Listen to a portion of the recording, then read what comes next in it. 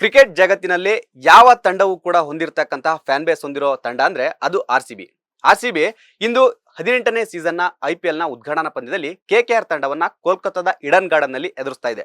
ಅಂದ್ರೆ ಆರ್-ಸಿ-ಬಿ ತಂಡ ಯಾವ ರೀತಿ ಬಲಾಢ್ಯವಾಗಿದೆ, KKR ತಂಡವನ್ನ ಯಾವ ರೀತಿ ಎದುರಿಸುತ್ತೆ ಅಂದ್ರೆ ಬೌಲಿಂಗ್, ಬ್ಯಾಟಿಂಗ್ ಮತ್ತು ಫೀಲ್ಡಿಂಗ್ ವಿಭಾಗ ಅಂದ್ರೆ ಸಂಪೂರ್ಣವಾಗಿ ಆರ್-ಸಿ-ಬಿ ಯಾವ ರೀತಿ ಬಲಿಷ್ಠವಾಗಿದೆ ಅನ್ನೋದನ್ನ ಈ ವಿಡಿಯೋದಲ್ಲಿ ನೋಡೋಣ. ಕಳೆದ 17 ಸೀಸನ್ಗಳಿಂದ ಕಪ್ಗಾಗಿ ಆರ್-ಸಿ-ಬಿ ಹಂಬಲಿಸ್ತಾ ಇದೆ.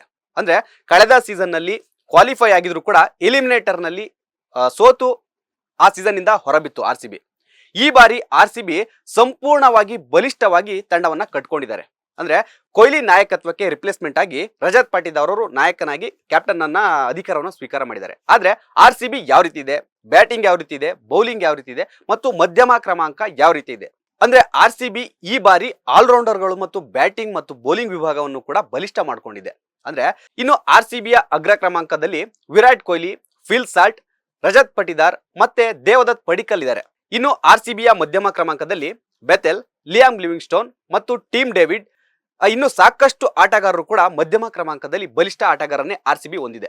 ಇನ್ನು ಕಳೆದ ಸೀಸನ್ ಗಳಿಗೆ ಹೋಲಿಸಿಕೊಂಡ್ರೆ ಆರ್-ಸಿ-ಬಿ ಬೌಲಿಂಗ್ ವಿಭಾಗ ಈ ಬಾರಿ ಬಲಿಷ್ಠವಾಗಿದೆ. ಭುವನೇಶ್ವರ್ ಕುಮಾರ್ ಒಂದ್ ಕಡೆ ಆದ್ರೆ ಜೋಶ್ ಹೆಜಲ್ವುಡ್, ಯಶ್ ದಯಾಲ್, ಕೃನಾಲ್ ಪಾಂಡ್ಯ ಮತ್ತು ಸುಯೇಶ್ ಶರ್ಮಾ ಕೂಡ ಆರ್-ಸಿ-ಬಿ ಬೌಲಿಂಗ್ ವಿಭಾಗಕ್ಕೆ ಬಲ ತುಂಬಿದ್ದಾರೆ.